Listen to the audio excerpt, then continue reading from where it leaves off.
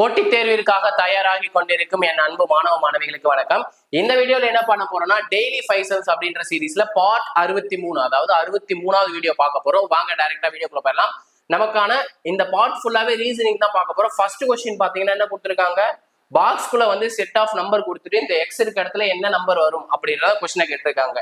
நமக்கு முன்னாடியில எப்படி லாஜிக்ஸ் கேட்டிருப்பாங்க, அதாவது மேல இருக்கிறதோட ஒரு சீரீஸ்க்கு ஒரு லாஜிக் யூஸ் பண்ணிட்டு கீழே இருக்க நம்பருக்கு அதே லாஜிக் யூஸ் பண்ணி சால்வ் பண்ணுங்கன்னு சொல்லுவாங்க. பட் அதுக்கு இந்த கொஸ்டின் பாத்தீங்கன்னா அந்த லாஜிக் இல்ல. எப்படி சார் லாஜிக் யூஸ் பண்ணிருக்காங்கன்னா, இங்க என்ன நம்பர் இருக்கு, 2 இருக்குங்களா, 2 ஸ்கொயர் பண்ணா என்ன கிடைக்கும், 4. அதுல இருந்து 1 மைனஸ் பண்ணா 3 கிடைக்கும். அது அப்படியே கீழே இருக்க நம்பர்ல கீழே இருக்க பாக்ஸ்ல எழுதிருக்காங்க. அதே மாதிரி 4 ஸ்கொயர் பண்ணா 16, 16ல இருந்து 1 மைனஸ் பண்ணும்போது 15, அதுதான் இங்க கொடுத்துருக்காங்க.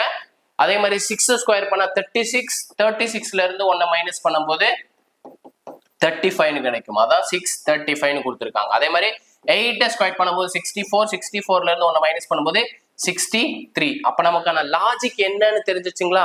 மேல இருக்க நம்பரை ஸ்கொயர் பண்ணி 1 டிக்ரீஸ் பண்றதா நமக்கான ஆன்சரா இருக்க போகுது. அப்ப 7 ஸ்கொயரோட வேல்யூ 49, 49ல இருந்து 1 மைனஸ் பண்ணா 48. அப்ப எக்ஸோட வேல்யூங்கிறது எவ்வளவுன்னு பாருங்க, 48. ஓகே சார், இது என்ன சார் இப்படி பாக்ஸ் போட்டெல்லாம் கொஸ்டின் கொடுத்துருக்காங்க, இது டிஎன்பிஎஸ்சில கேட்டிருக்காங்கன்னா நம்ம தான் சொல்லியிருக்கோமே நண்பா நண்பே, 2012ல இருந்து 2025 டில் டேட் வரைக்கும் இருக்க டிஎன்பிஎஸ்சில கேட்ட அனைத்து கொஸ்டினுமே நம்ம பார்ட்டா பிரிச்சுதான் உங்களுக்கு வீடியோவுக்கு கொடுத்துட்டு இருக்கோம். அதுக்கான ப்ரூஃபே இதுதான். 2012ல இருந்து 2015க்குள்ள இருக்க எக்ஸாம்ல இந்த கொஸ்டின் கேட்டிருக்காங்க. நம்ம வீடியோ இப்பதான் ஃபர்ஸ்ட் டைம் பாக்குறீங்கன்னா முக்கியமா நம்மளோட மேக்ஸ் வித் எம்எம்கே சேனலை வந்து சப்ஸ்கிரைப் பண்ணிக்கோங்க. சப்ஸ்கிரைப் பண்ணிட்டு பெல் பட்டனை கிளிக் பண்ணி ஆல்னு கொடுத்து வச்சுக்கோங்க. அப்பதான் நம்ம போற வீடியோஸ்லாம் உங்களுக்கு சீக்கிரமா வந்து சேரும். அதே மாதிரி மேக்ஸ் வித் எம்எம்கே டெலிகிராம் பேஜ்ல ஜாயின் பண்ணிக்கோங்க. அதுலதான் நம்மளோட வீடியோஸ் பத்தின இன்ஸ்ட்ரக்ஷனா இருக்கும், டெஸ்ட் பேட்ச் பத்தின இன்ஸ்ட்ரக்ஷனா இருக்கட்டும், எல்லாமே அதுலதான் சென்ட் பண்ணுவோம். நமக்கான அடுத்த கொஸ்டின் பாத்துருங்களா?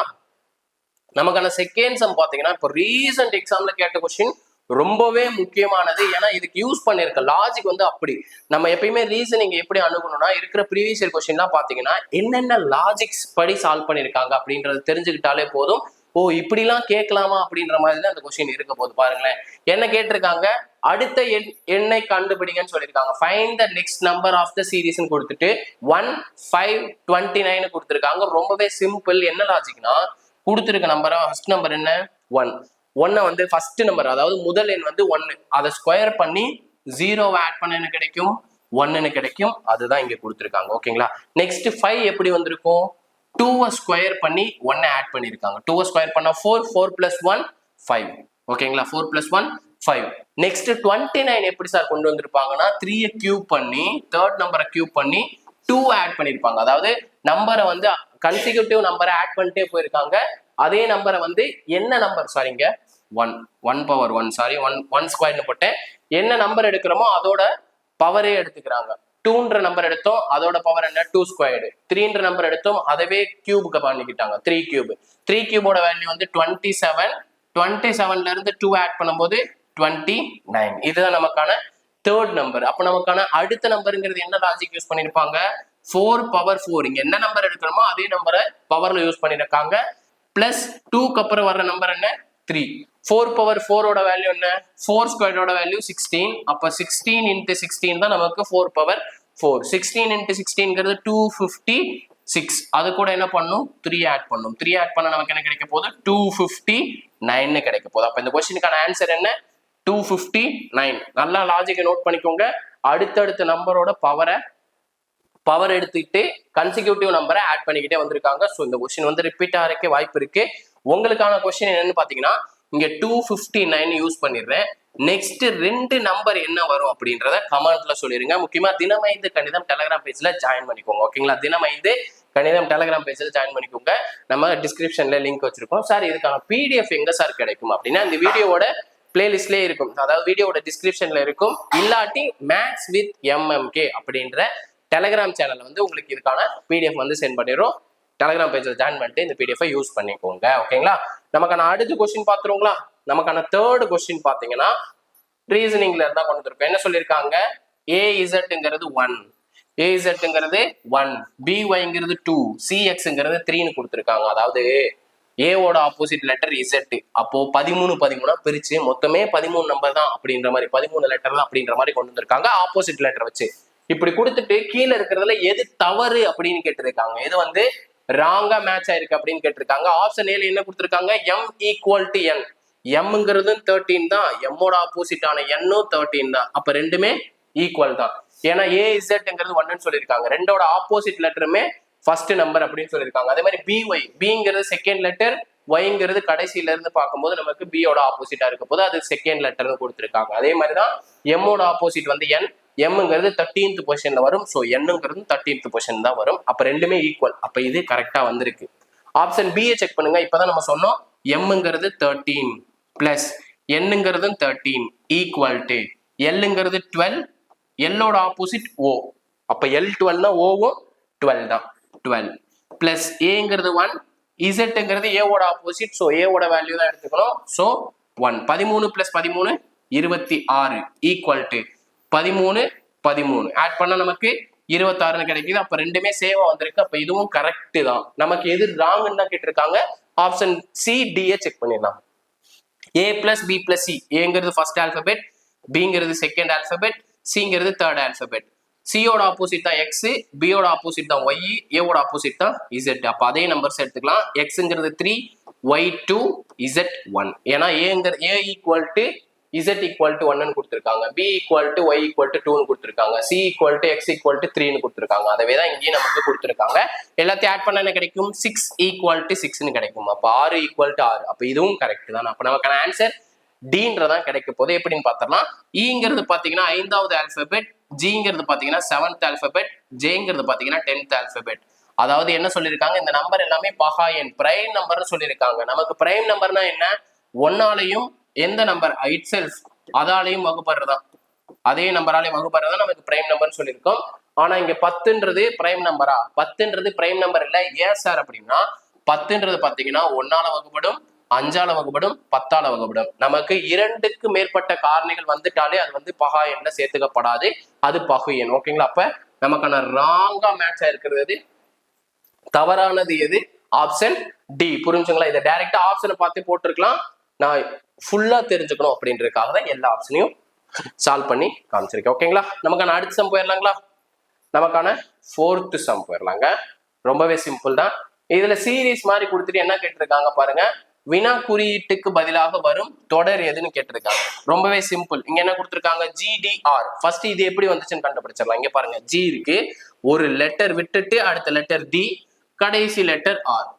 ஓகேங்களா. இப்படிதான் எடுத்திருக்காங்க. அதே மாதிரி பி பாருங்களேன், நமக்கு ஜிக்கு அப்புறம் வர லெட்டர் வந்து பி. அப்ப அதே மாதிரி ஒரு லெட்டர் விட்டுட்டு எம் எடுத்திருக்காங்க. லாஸ்ட்ல இருந்து செகண்ட் லெட்டர் எடுத்திருக்காங்க. ஓகேங்களா. லாஸ்ட்ல இருந்து செகண்ட் லெட்டர் எடுத்திருக்காங்க. பாருங்க, ஜிக்கு அப்புறம் பி தான் கொடுத்திருக்காங்க. அப்ப பிக்கு அப்புறம் நெக்ஸ்ட் என்ன வரப்போகுது, டி வரப்போகுது. பிக்கு அப்புறம் டி வரப்போகுது. அப்ப எம் விட்டுட்டு நெக்ஸ்ட் 4 எடுத்திருக்காங்க. எம் விட்டுட்டு 4 எடுத்திருக்காங்க. அதே மாதிரி லாஸ்ட்ல இருந்து நம்ம தேர்ட் சீரிஸ் கண்டுபிடிச்சிருக்கோம். ஸோ தேர்ட் சீரிஸ்ல வர்ற நம்பர் என்ன, நம்பரா கொடுத்திருக்காங்க. ஸோ நம்பர் வந்து 5. இதே லாஜிக் அப்ப நம்ம இந்த நெக்ஸ்ட் கேட்ட கொஸ்டினுக்கு அப்ளை பண்ணிடலாம். டிக்கு அப்புறம் என்ன லெட்டர் இருக்குன்னு பாருங்க, எம் இருக்கு. அப்போ ஒரு லெட்டர் விட்டுட்டு அடுத்த லெட்டர் எடுக்க போறோம். 4 விட்டுட்டு நெக்ஸ்ட் என்ன பண்ண போறோம், என்னன்றது எடுக்க போறோம். பாருங்க, 1 2 3 நம்ம 4th கண்டுபிடிக்க போறோம். அப்ப லாஸ்ட்ல இருந்து 4th என்ன லெட்டரோ ஆர் நம்பர் இருக்குன்னு பாருங்க, கியூன்ற லெட்டர் இருக்கு. அப்ப MNQ அப்படின்றதா இந்த கொஸ்டினுக்கான ஆன்சர். புரிஞ்சுங்களா லாஜிக்கு. அதாவது நமக்கு எப்படி சீரிஸ் கிரியேட் பண்ணிருக்காங்களோ அதே சீரிஸை வந்து நமக்கு கேட்ட கொஸ்டினுக்கு அப்ளை பண்ணிருக்கோம். ஃபர்ஸ்ட் வந்து ஜி கொடுத்துட்டு நெக்ஸ்ட் டி கொடுத்துருக்காங்க. டி எப்படி வந்துச்சு, ஒரு லெட்டர் விட்டுட்டு அடுத்த லெட்டர் எடுத்திருக்காங்க. டி செகண்ட் லெட்டர் கிடைச்சாச்சு. லாஸ்ட் லெட்டர் ஆர் எப்படின்னா கடைசியில இருந்து ஃபர்ஸ்ட் லெட்டர் எடுத்திருக்காங்க. கடைசியில என்ன லெட்டர் இருக்கோ அதை எடுத்திருக்காங்க. அதே மாதிரி ஆல்டர்னேட்டிவா போகும்போது நமக்கு MNQன்னு வருது. அப்போ உங்களுக்கான ஹோம்ஒர்க் என்னன்னு பாத்தீங்கன்னா, அந்த கொஸ்டின் மார்க் இருக்க இடத்துல நான் MNQன்னு வச்சுக்கிறேன், MNQன்னு வச்சுக்கிறேன். நெக்ஸ்ட் 2 தொடர் என்ன வரப்போகுது அப்படின்றத கமெண்ட்ல சொல்லிருங்க. ஓகேங்களா. நெக்ஸ்ட் 2 சீரீஸ் என்ன வரப்போகுதுன்றத கமெண்ட்ல சொல்லிருங்க. ரொம்பவே சிம்பிளா, இது ரீசெண்டா கேட்டதான். ஓகேங்களா. நம்ம ரீசனிங் ஃபுல்லாமே ரீசெண்ட் எக்ஸாம்ல கேட்டதான் தூக்கிட்டு வந்துகிட்டு இருக்கோம். ஸோ மறக்காம நோட் பண்ணி வச்சுக்கோங்க. மறக்காம இந்த வீடியோ உங்க ஃப்ரெண்ட்ஸ் எல்லாருக்கும் ஷேர் பண்ணுங்க. எல்லாருமே யூஸ் பண்ணிட்டோம். ஓகேங்களா. 63 வீடியோ போட்டிருக்கோம். 1ல இருந்து 63 வரைக்கும் வந்திருந்தீங்கன்னா உங்களுக்கு எவ்வளவு நம்பர் ஆஃப் கொஸ்டின்ஸ் கிடைச்சிருக்குன்னு பாருங்களேன். நமக்கான அடுத்த கொஸ்டின் பாருங்க, டே சம்ல இருந்து கொண்டு வந்திருக்கோம். என்ன கொடுத்திருக்காங்க, 2009ஆம் ஆண்டு நாட்காட்டி, அதாவது கேலண்டருங்கிறது எந்த கேலண்டருக்கு சமமாக இருக்கும்னு கேட்டிருக்காங்க. எந்த நாட்காட்டிக்கு சமமாக இருக்குன்னு கேட்டிருக்காங்க. ரொம்பவே சிம்பிள். நமக்கு என்ன இயர் கொடுத்திருக்காங்களோ அடுத்த இயர்ல இருந்து எடுத்துக்கோங்க. 2010ல எவ்வளவு ஆட் டேஸ், அதாவது மீதி எவ்வளவு நாள் இருக்குன்றத மட்டும் கவுண்ட் பண்ணுங்க. 1 இயருக்கு வந்து 365 நாளுங்களா, 365 நான் 7ஆல டிவைட் பண்றேன். எதுக்கு சார் 7ஆல டிவைட் பண்றீங்க அப்படின்னு ஃபர்ஸ்ட் கொஸ்டின் உங்க மைண்டுக்கு வந்திருக்கும்.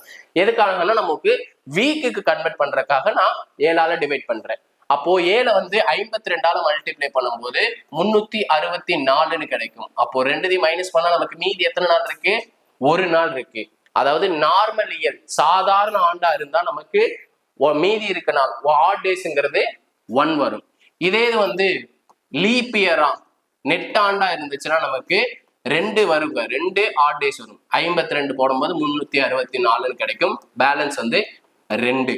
அப்போ லீப் இயரா இருந்தா 2 நாள் வரும், நார்மல் இயரா இருந்தா மீதி வந்து 1 நாள் வரும். அந்த மீதியை கவுண்டா வச்சுதான் நம்ம இதை கண்டுபிடிக்க போறோம். அப்ப 2010ல ஒரு ஆட் டேஸ் இருக்கு. 2011ங்கிறது பாத்தீங்கன்னா நார்மல் இயர் தான். அப்போ ஒரே ஒரு ஒற்றை நாட்கள் தான் இருக்க போகுது. 2012 அப்படின்றது பாத்தீங்கன்னா லீப் இயர் நெட்டாண்டு. நெட்டாண்டுல எத்தனை மீதி நாட்கள் இருக்குன்னு பாருங்க, 2 மீதி நாட்கள் இருக்கு. ஸோ 2 எடுத்துக்கிறேன். 2013ல பாத்தீங்கன்னா ஒரே ஒரு ஆட் டேஸ் தான் வரப்போகுது. ஏன்னா 2013ங்கிறது நான் லீப் இயர். 2014லயும் நமக்கு நான் லீப் இயர் தான், 1 இயர் ஒரே ஒரு டேஸ் மட்டும் எக்ஸ்ட்ரா இருக்க போகுது. 2015லயும் நமக்கு ஒரே ஒரு ஆட் டே தான் இருக்க போகுது. எல்லா நம்பரையும் ஆட் பண்ணுங்களேன். 1 + 1 2, 2 + 2 4, 4 + 1 5, 5 + 1 6, 6 + 1 7. எந்த இயரை ஆட் பண்றப்போ நமக்கு 7 வருதோ, எதுக்கு சார் 7? 7ங்கிறது ஒரு வாரத்தோட கணக்கு. அப்போ ஒரு மீதி இல்லாம நமக்கு போயிடும். கரெக்டுங்களா? மீதியே இல்லாம எக்ஸாக்டா வகுப்படும்.